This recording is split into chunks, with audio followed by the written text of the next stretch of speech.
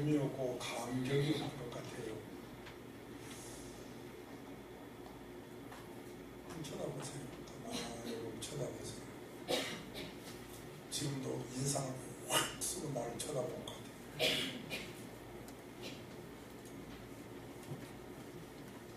여러분 사람들의 얼굴 보면 뭐라고요? 감격이 없는 것 같아요. 오늘 주제가 뭐예요?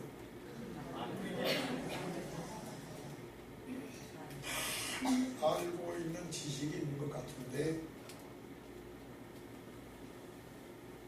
그리고 많은 재산도 옛날에 비해서 가지고 있는 것 같은데 이상하게 감격이 없어요. 감격은 아는 지식이나 소유에서 온 것이 아닌 것 같습니다. 또 가만히 교우들을 이렇게 봐도 왜 그렇게 걱정을 하고 고민을 하는지, 기쁨이 없고 감격이 없는 것 같아서 참 안타깝습니다. 누가 기뻐하고 누가 감격할까요? 깨달은 자입니다. 깨달음이 없으면 감격이 없어요. 사회적으로 성공한 것 같은데 왠지 행복하지 않습니다. 남들은 내 처지를 보고 내 형편을 보고 부러워합니다. 그런데 나 스스로는, 남들은 자기를 보고 상당히 이렇게 부러워하는데 본인은 그렇지 않대요. 하루하루가 짜증스럽다.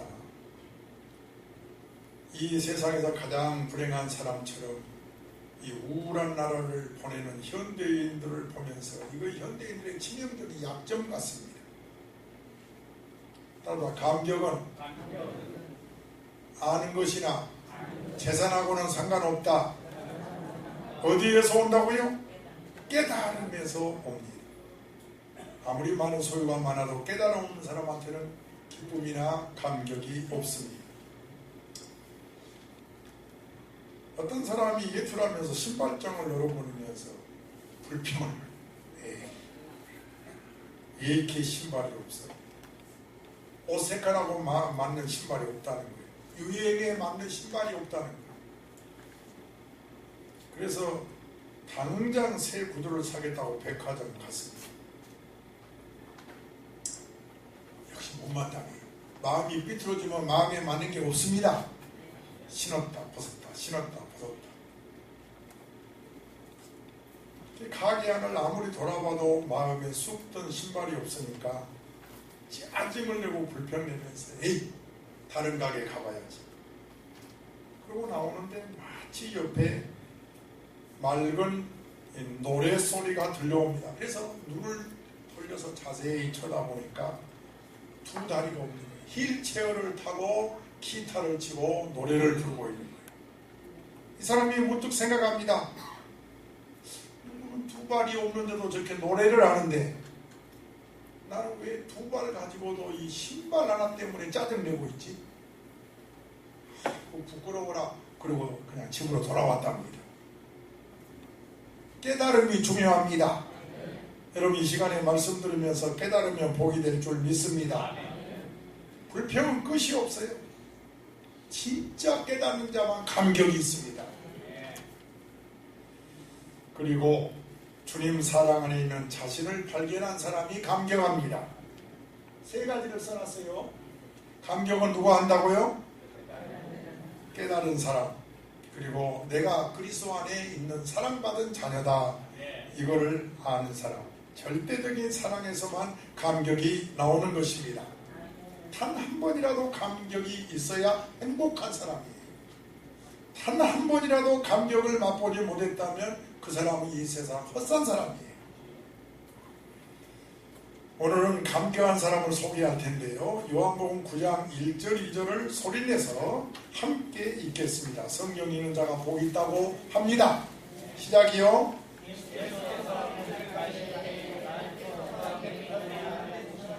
아니 안 읽은 분은 왜 안 읽죠? 시작입니다.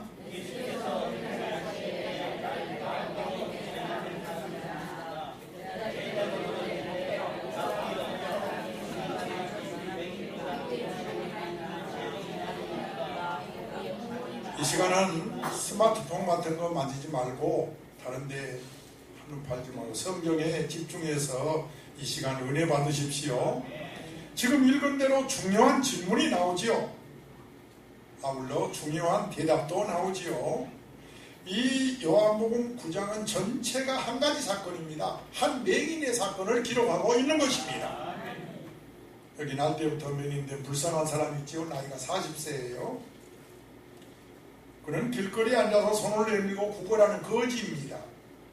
이 맹인 오늘도 길에 앉아서 구걸하고 있는데 예수님과 그 제자들 일행이 그 앞을 지나갑니다. 웅성웅성 소리가 나요.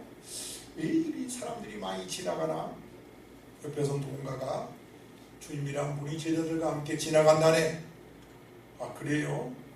이 맹인이 비록 볼 수는 없지만 한 무리들이 점점 가까이 오는 걸 느낍니다. 그런데 바로 내 앞에 왔구나 싶은 그때 이상한 소리가 이 맹인의 귀에 들려오는 거예요. 제자들이 예수님께 묻는 겁니다. 이 사람이 맹인으로 된 건 누구 죄 때문일까요? 왜 세상에 이처럼 모욕적인 질문이 어디 있습니까? 맹인 된 것도 서러운데 죄 때문이라니.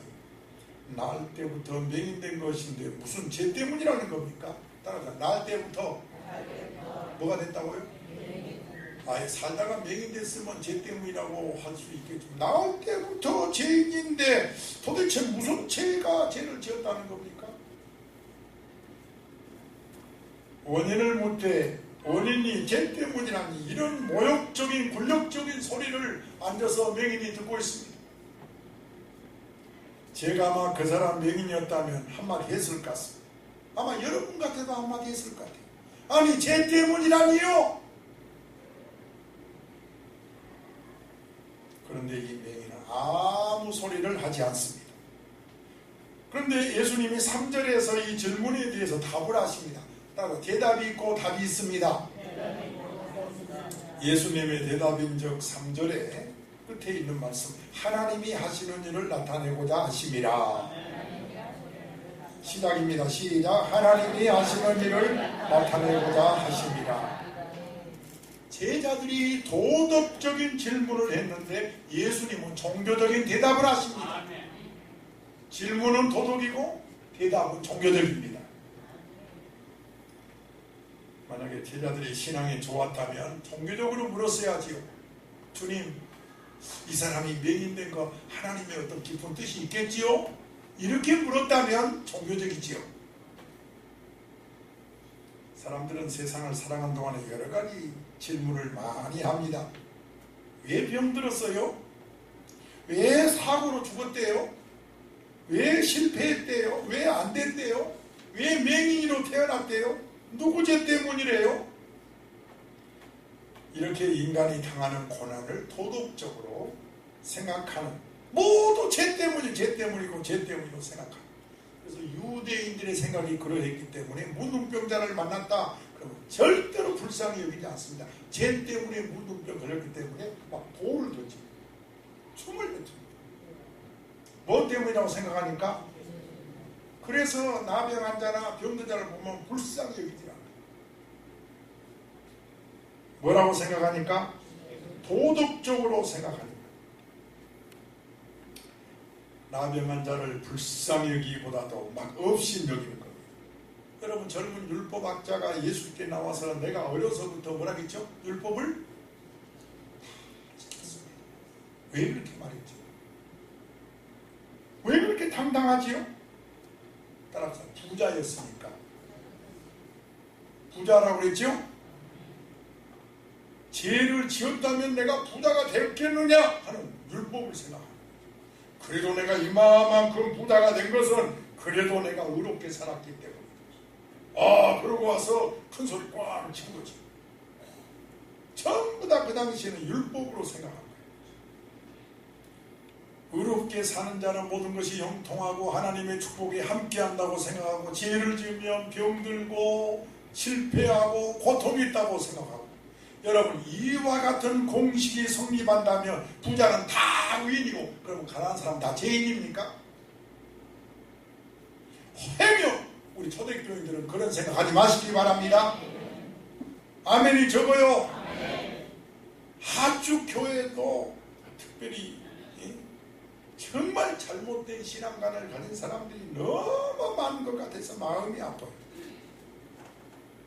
부자라고 다 그런 건 아니지만은 부자가 되기 위해서 얼마나 못된 짓 하고 거짓말하고 죄를 짓습니다. 인정하십니까? 예수 믿으면 축복받는다는 말은요, 예수 믿으면 모두가 제사함 받는다는 말로 이해를 해야지. 예수 믿으면 복 받는다는 말을 무슨 물질이나 재물로 생각하는 것은 위험합니다. 따라 예수 믿으면 복 받습니다. 이 말은 모두가 제사함 받는다는 의미예요. 그게 복 중에 복이니까요. 아멘이 적어요. 신앙의 종으로 어느 권사님이 계시는데 우리 성도들 많이 덥지요? 손 하나 저거 좀 꺼세요. 너무 더워요. 신앙의 종은 어느 권사님이 계시는데 어느 성도가 목사님에게 물었어요. 목사님, 저 권사님 왜 그렇게 가난해요? 저 권사님 왜 이렇게 가난해요? 왜 그렇게 어려워요? 그래서 목사님들이 대답 좀 잘해야 돼요. 특별히 여목사님이 그런 대답을 잘 못해요. 내가 여목사님은 좀 죄송하지만 여목사님은 그렇게 대답해요. 잘 믿는 것 같지만요, 아마 우리가 모르는 뭔가 잘못한 것이 있을 거예요. 이런 궁한 대답을 해서 정말 위험한 대답이에요. 여러분 왜 권사님 가난한 게 그렇게 뭐 잘못해서 그럽니까? 여러분 이 맹인이 누구 죄 때문입니까? 본인입니까? 부모입니까? 도덕적으로 물었다고 그랬죠? 그런데 예수님 대답은 어떻게 대답했다? 신앙적으로 대답했어요. 아멘. 그러면 종교적인 대답을 했어야지요. 왜 저 권사님 이렇게 못 살아요? 그렇게 도덕적으로 물었으면 종교적으로 대답을 해야지요. 율법적으로 대답을 한다는 것은 굉장히 위험합니다. 가난한 자에게 뭐라고 말해야 할까요? 그렇게 물은 성도에게, 성도님, 하나님께서는요, 부자가 천국에 들어가기가 낙타가 바늘 뒤로 들어갔다 더럽다고 그랬어요. 왜 고개 끄덕끄덕 안 하세요? 세상에 대해서는요, 가난한 자를 택하사 믿음에 부유하게 하신다고 했어요. 물질이 문제가 아니라 그 권사님은 믿음에 부유한 자예요. 이렇게 대답했어야 됩니다. 그게 성서적이에요. 왜 아멘이 없대요? 우리 초대교회는 좀 수준 높은 교회가 됩시다. 가난하고 병든 것을 율법적으로 도덕적으로만 생각하면 큰 못습니다. 종교적으로 대답을 하면 깨달으라고요. 하나님의 뜻이 있을 거예요. 3절 끝에 말씀한 대로 하나님이 하시고자 하는 일이 있을 거예요. 사람들은 자녀를 양육할 때 잘못하면 매를 때리거든요. 그 매는 아파 죽어버려라 그러고 때리는 부모는 없어요. 어디까지나 사람 되라고 깨달으라고 떼는 거지요.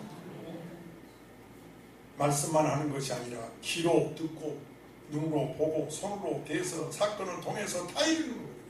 그래서 히브리 12장 5절 6절에 말씀했어요. 내 아들아 주의 징계하심을 경히 여기지 말거라.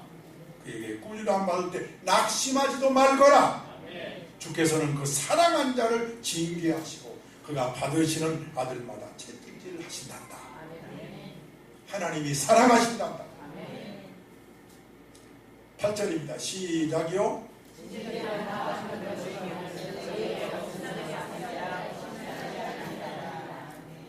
비록 여러분 몸이 아파도 하나님 사랑은 의심하지 마세요. 하나님 나를 사랑하신다. 확신 가져야 감격할 수가 있고, 기도하다가 감격의 눈물을 뚝뚝 떨칠 수가 있고. 제가 그랬습니다. 하나님, 내가 너무 우둔해서 밀어내서 오니까 이렇게 또 아픔을 통해서 저에게 깨닫게 해주시니 감사합니다.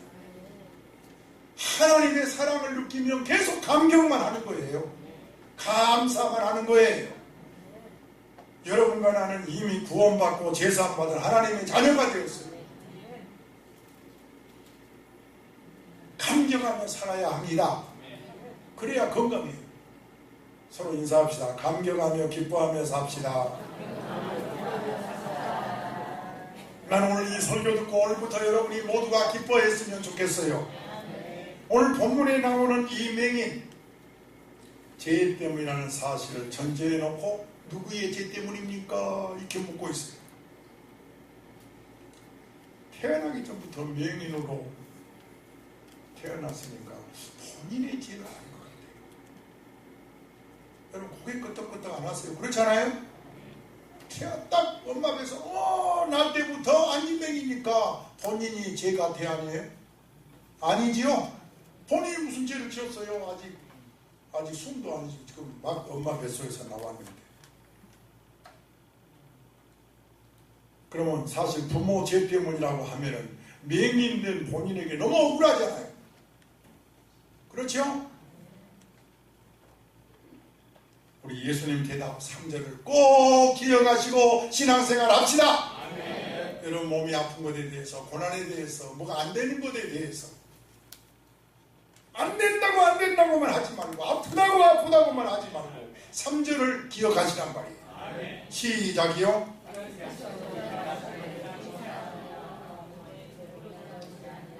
지금 정당로인처럼 하나님이 하시는 일을 나타내려 하시는 그것만 읽어야 더 은혜가 되지. 지금 원래 어떤 시대인데 그냥 앞에 다 있겠어요. 시작. 본인이나 부모에게 죄가 없다는 얘기는 아니에요. 맹인된 것이 꼭 죄 때문이라는 것은 아니라는 거지요. 맹인된 것도 하나님의 하시고자 하는 뜻이 있다는 거지요.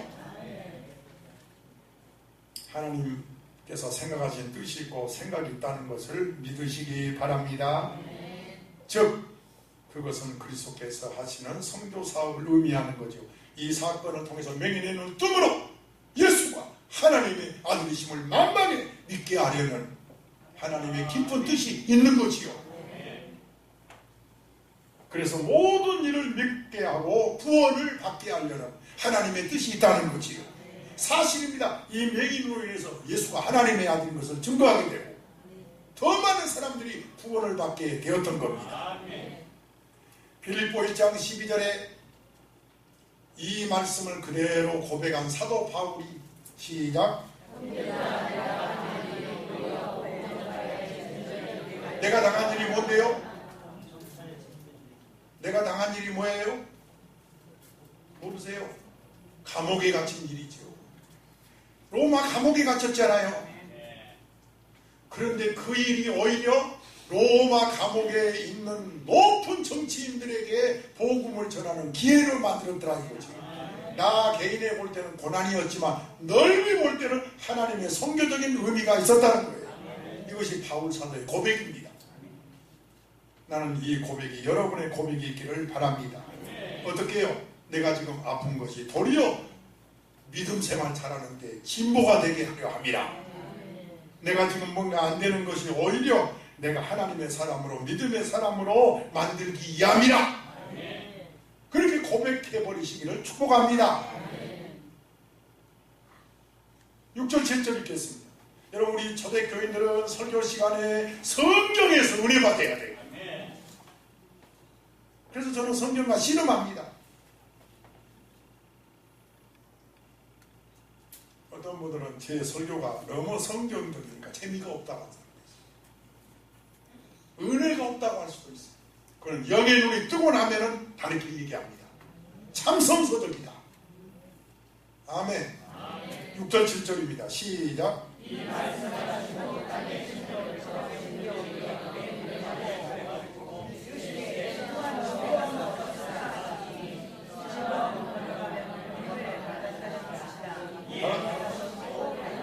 하나님사 이에 가서 씻고 밝은 눈으로 왔더라. 자, 그래서 나는 앞에도 읽어보고 6절 7절 그 사이 아무리 봐도 이 맹인이 주님 제 눈 좀 뜨게 해주세요 요구한 것이 있다 없다? 아니 기도하지도 않았는데 예수님이 친히 오셔서 땅에다가 침을 탁 밟더니 그냥 내 주님은 능력이 많으시니까 내가 내게 명하노니 눈을 떠라 그래서 뜰 줄로 믿습니다. 근데 그렇게 안 하시고 진흙을 이겨서 침을 그것도 더러운 침을 이겨가지고 눈에다가 탁 바릅니다. 이제 네 눈이 떠져라. 아 그러면 좋겠는데 또 그 다음에는 어디 가서? 실로암에 가서 눈을 씻어라. 여기에 의문이 있다. 따라서 맹인의 눈도 눈이다. 그런데 흙을 바르다니 말이 됩니까? 작은 티끌만 들어가도 눈이 따갑고 아픈데 진흙 바르면 어떻게 되는 거예요?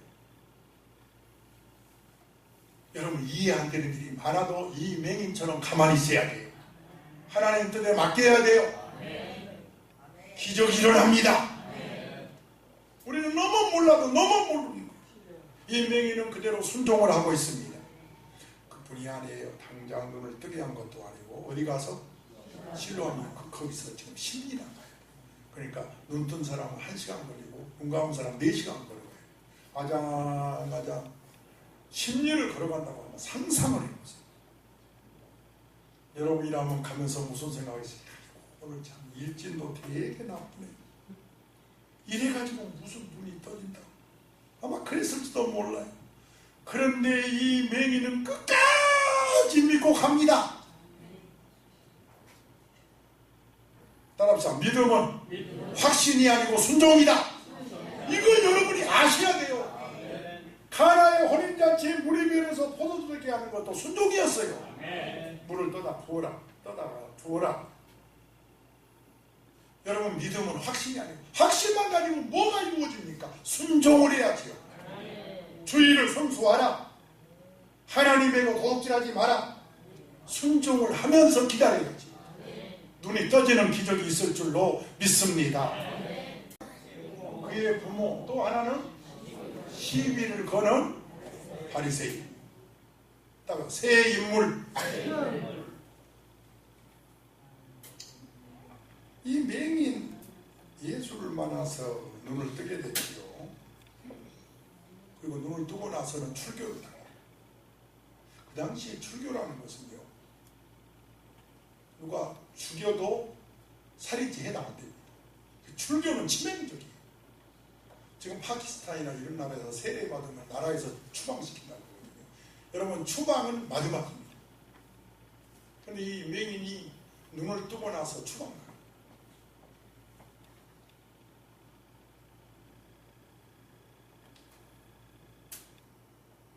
참 안타깝습니다. 이 바리새인들이 맹인한테 뭐라고 하는 거예요? 너 똑바로 말해. 그 맹인을 부르다 놓고 바리새인, 너 눈 뜨게 어떻게 뜨게 돼서 그분 너 누구라고 생각해? 그러니까 17절 보세요. 내가 생각하기는 선지자입니다. 그리고 대답해요. 맹인이 그렇죠? 무엇입니다? 선지자입니다. 그렇게 대답을 해요. 그리고 그날이 무슨 날이냐 하면은 눈을 뜨게 한 날이 무슨 날이라? 16절에 바리새인 중에 한 사람이 말해서 이 사람이 안식일을 지켜야 한다고 했지요. 그러면 저 위에 14절에 가서 보니까 진흙을 이고 눈을 뜨게 하신 날은 무슨 날이냐? 안식일 날이라. 그래서 죄인이라고 사람들이 막 어떻게 안식일도 안 지킨 사람인데 죄인이 마땅하지 않느냐 막 그러니까 25절에 그러니까 난 모르고 이 맹인이 그렇게 얘기합니다. 난 그런 거 관심 없고요. 안식일이 뭔지 잘 모르고 분명한 것은 그분이 내 눈을 뜨게 했습니다. 오늘 25절이 그런 거예요. 시작.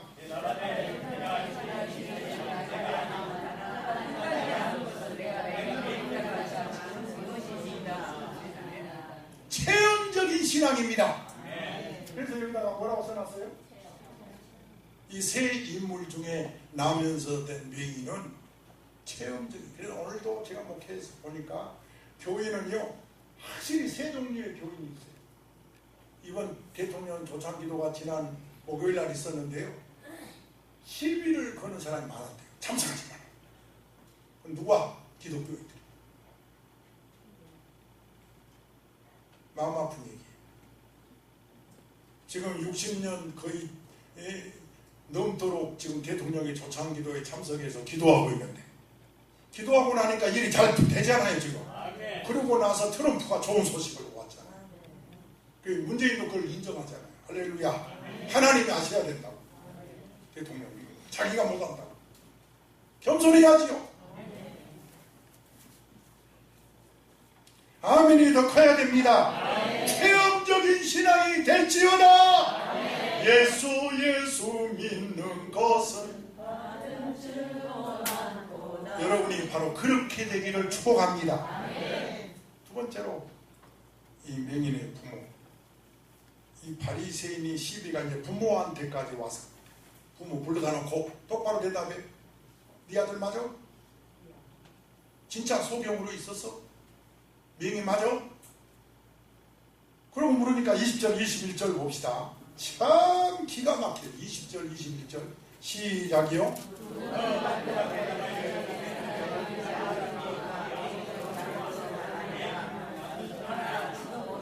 맞습니다. 내 아들 맞고요. 맹인도 맞고요. 그 다음 시사하게 21절 시작.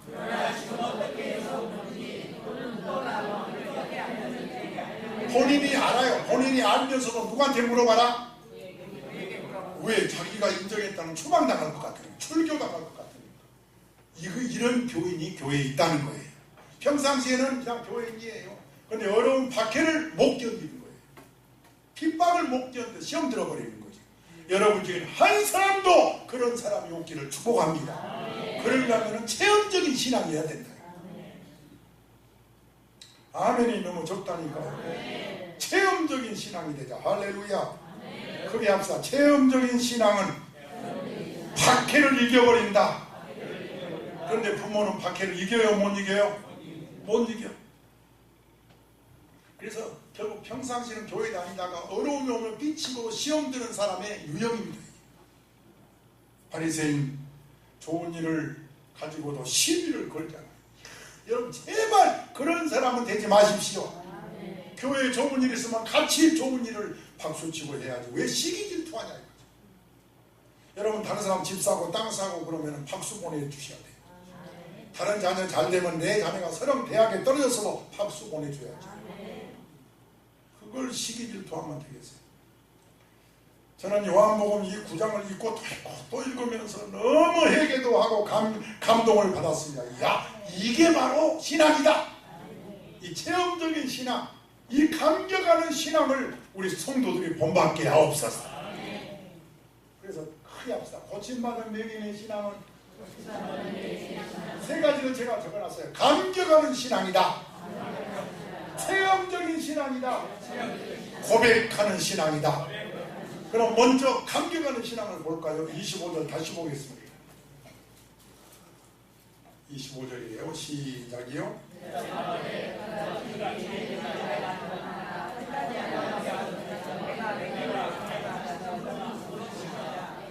얼마나 감격하고 하는 말입니까? 30절에 그 사람이 대답하여 이르되 이상하다. 이 사람이 내 눈을 뜨게 하였는데, 이것이 체험적인 신앙입니다. 이상하다. 이분이 분명히 내 눈을 뜨게 했는데. 감격하는 고백입니다.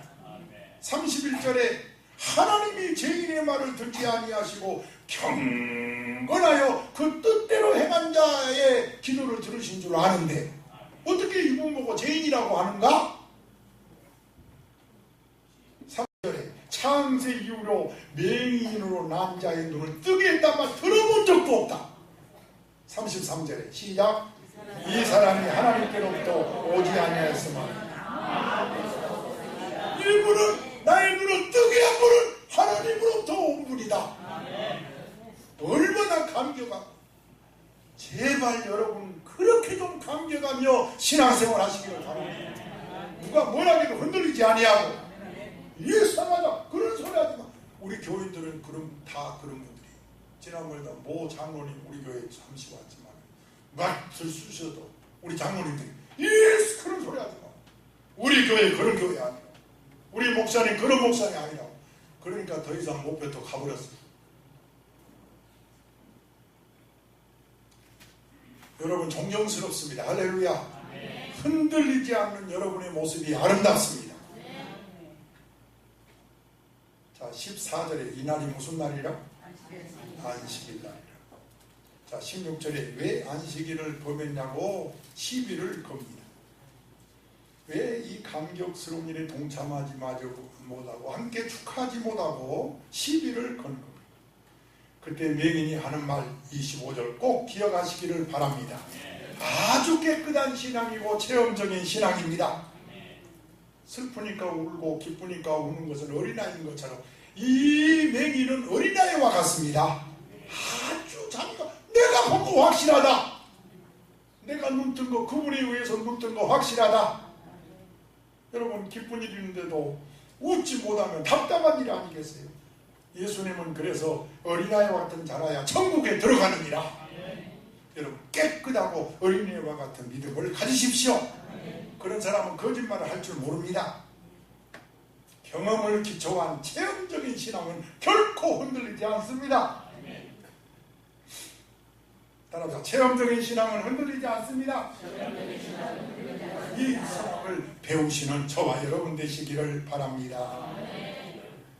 이것은 무슨 신학이 아니에요. 이건 체험일 뿐입니다.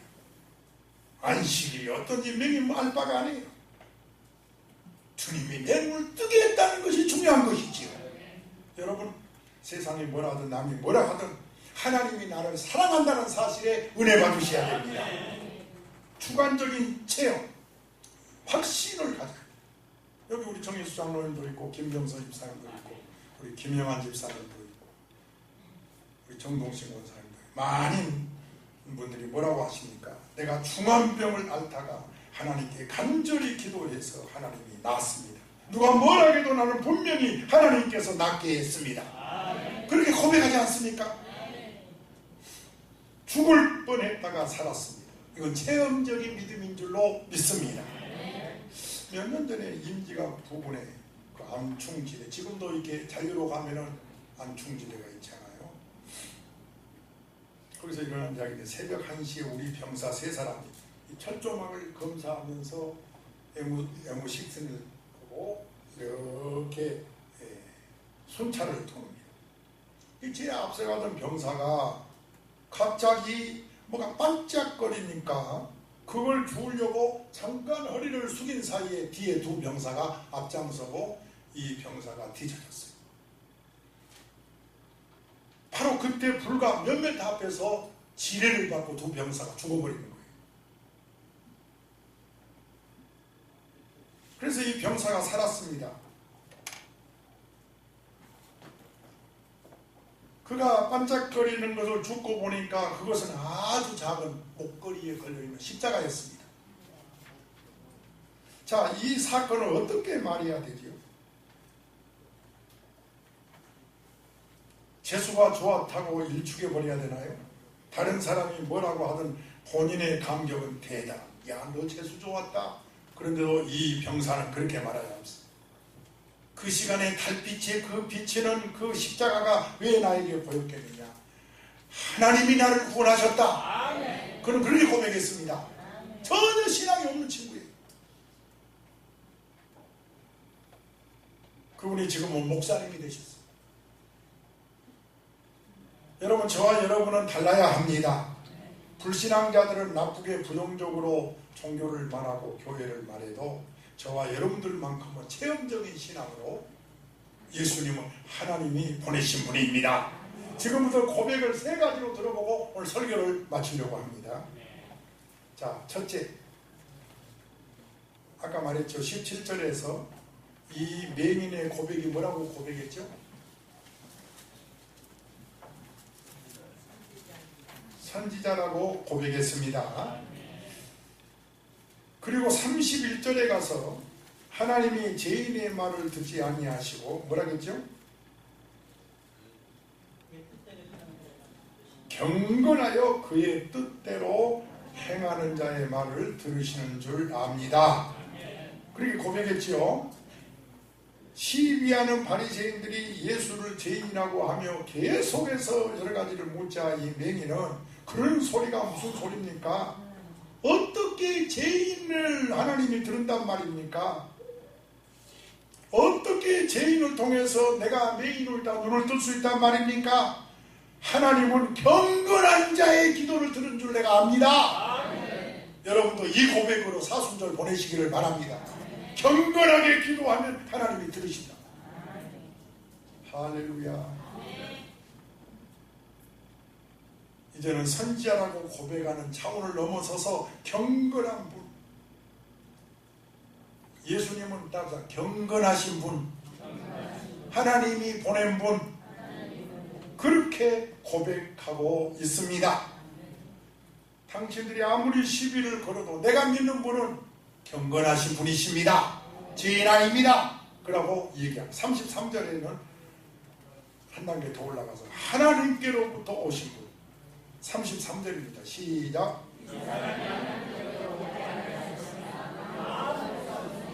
이 사람은 예수님입니다. 하나님께로부터 오신 분입니다. 정말 놀라운 신앙이에요. 내가 눈을 뜬 것은 하나님께서 보낸 분을 통해서 본 것입니다. 얼마나 훌륭한 믿음입니까? 하나님께서 세운 저 목사님을 통해서 오늘도 나에게 말씀하십니다. 이렇게 믿는다면 얼마나 귀한 믿음입니까? 저는 부족해요. 그렇지만 하나님이 보내주신 분, 이렇게 믿는 것이 얼마나 중요합니까? 잘 믿는 성도는 어떤 사건을 만나더라도 비록 손해를 보더라도 욥처럼, 욥이 뭐라고 그랬죠? 시작.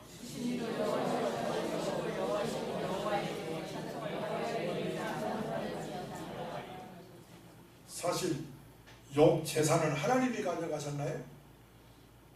주신지도 여호와시요. 또 뭐라 했어요? 그러면 욥의 재산을 하나님이 가져가셨나요? 블레셋 사람들이 뺏어갔어요. 그런데 욥은 그것을 하나님이 하신 일로 받아들입니다.